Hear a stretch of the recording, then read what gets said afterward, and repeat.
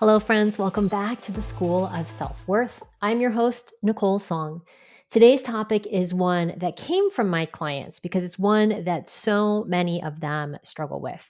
And it is a problem that actually keeps them stuck at work and makes them feel like they're not really getting anything in terms of advancement or going to the next level in their careers. So, first, I've got a question for you. Do you feel invisible or overlooked at work? Like you see so many people around you getting promoted or advancing, and you're struggling to get the promotion that's been promised to you for months or maybe even years. If so, then this is the episode for you.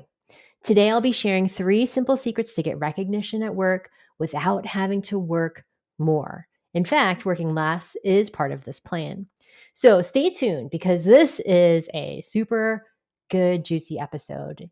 And for those of you who want to learn the exact step by step to being seen and heard at work and stop being overlooked, DM me training at Nicole Song on Instagram and I will send you the details.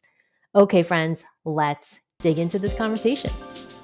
Hey, everyone. So, I am so excited to talk about today's topic because it's one that comes up over and over again for my clients who are all really successful women who are really far along in their careers and are doing really well on the surface. But what's happening for them on the inside is pretty challenging. Like many of them feel like they're the workhorses. They are the ones who are getting everything done. They're the person that everyone goes to get projects done. And yet, when it comes to promotion or advancement, they don't get the recognition. It doesn't matter how much they've done or how much work they've done, that they still feel like they are invisible. And when they're in that situation, and if this is you, and I'm assuming it's you because you're listening to this episode, you can start to feel upset. Like your bosses are purposefully ignoring you, that you start to feel disheartened and you feel anxious and your morale goes down and you just start to get really unmotivated about your work. Or if you have that perfectionist tendency, you might start to work even harder and you kind of go crazy and get really intense in your job. And then you are stressed out and anxious. And then you feel like you're working so hard and you're getting nothing in return. And you feel like you need to change jobs or maybe start to come up with a new plan because this just is not working for you. So, if this sounds like you, today I'm going to share with you the exact steps for you to get the recognition that you do desire at work without working more hours or forcing yourself to do things that make you sacrifice your sense of self, like making yourself speak up in meetings just for people to hear that you have a voice or feel like you're constantly forcing yourself into a position that is actually not true to you. Because I used to be you. I was the exact same way. When I was a journalist, I often felt overlooked. And it didn't matter what I had done previously.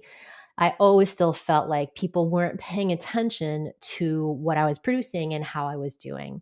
And I remember a distinct moment when a friend got the exact job that I had wanted while I was still covering a topic that I had literally no interest in. And I felt like at that moment, like I must not be doing enough. Like, how could nobody really understand that I was the right person for this next job?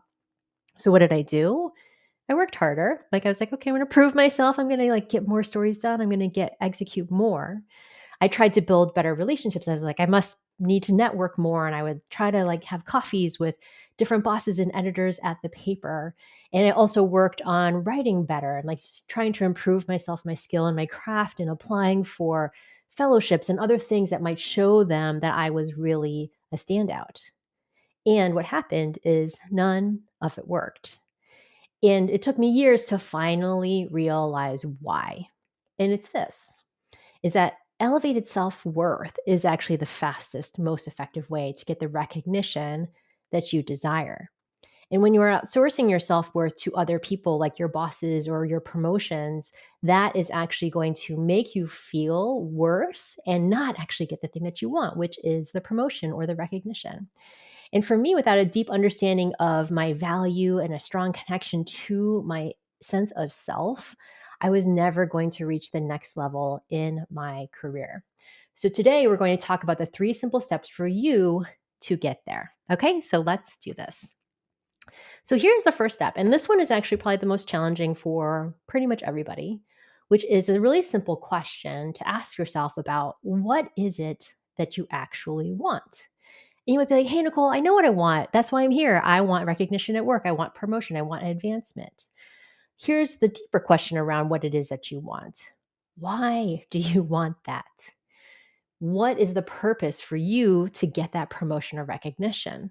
Is it to feel like you finally are getting recognized, acknowledged by an exterior force, by your bosses, by your industry? Are you only doing it because that's the ladder that you're supposed to climb? Are you doing it because it would make your parents happy? Are you doing it because you feel like more money will make your life better? And I'm not saying any of those things aren't worthwhile things, but is it something that you deeply desire? Or is it just an idea that you have about what success looks like? And where is it coming from? Like, this is a really interesting place to look. Like, so many successful women come to me and then they have all kinds of achievements under their belt, but they've just been climbing a ladder and they don't really know what it is that they want. It's just something that's built into the system for them to keep climbing that ladder regardless. So if you're not clear on what you want and why you want it, you're always going to struggle to get that recognition or the advancement for what it is that you're looking for. So this is the place to spend some time. Like, what exactly is my goal? Why do I want it? What is it going to give me? And just getting deeper into that level of like, where is this coming from? Which leads me to the next step. Step 2 is for you to define success for yourself. What exactly is success to you? And this is where we can start to get really granular about it. Like, say you did get a promotion, you got a huge bonus, and you get the money. Is that really going to make you happy? Is it really about the money? Or if you look around your life right now, you're actually like, I have enough money. I have everything that I could desire. I can go on vacation. I can travel. I can, get all of the car that I want. I can pay all my bills. What is it actually going to give you to get that promotion with the bonus? What does it success actually mean to you? Does this mean now that you have the title, whether you want to go to director or VP, like next level, when you get that title, what is that going to give you? Will you actually be happier, or actually will you just have more responsibility, right? And these are important areas to explore because sometimes we get fixated on things and you're like, I deserve it. I want it. Like, I've worked so hard for this. And then I'm not saying you don't deserve these things, but what is it going to really give you? And this is where defining success for yourself becomes so crucial. And this is a huge part of elevated self-worth, is really understanding what success is and being able to define that for yourself. And then now this leads me to the third piece of this. And I'm keeping today really simple because it's not really complicated, but it is something that we have to start to bring our attention and our focus to. And the last one is detachment. Now that you know your goal, your outcome, and you've defined success for yourself, this is literally the most important piece. You have to detach. You have to not be fixated on the goal. You have to realize it will come when it comes. And you have to really start to learn and practice total detachment. It's like, oh, like that goal would be so awesome. And I'm so content and happy with my life right now. And it sounds so easy, and it is very simple.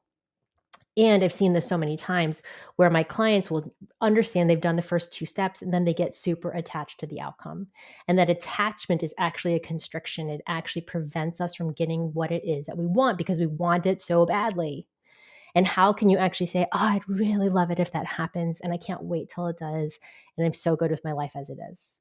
And that releasing of the control, surrendering is actually the art of us getting the things that we desire. And I've seen it that the moment they give up, that they have to have it, the attachment to the outcome, that's exactly the moment the thing comes in. And if it isn't exactly the thing that they put out there, it's always something better. So when we can practice that detachment, that's how we open up the energy for us to get the things that we're really desiring in our life and things that we couldn't even have imagined. And that's the amazing outcome you can get when you start to follow these 3 steps. Okay, friends. So we're keeping it super simple today. Let me know any takeaways you have. DM me at Nicole Song on Instagram. Let me know what you think, what you're getting from this conversation, and let's continue the conversation. And if you are someone who wants to learn the exact step-by-step to being seen and heard at work, DM me training at Nicole Song on Instagram, and I'll send you some details. All right, friends, thanks so much for listening today. I'll talk to you soon.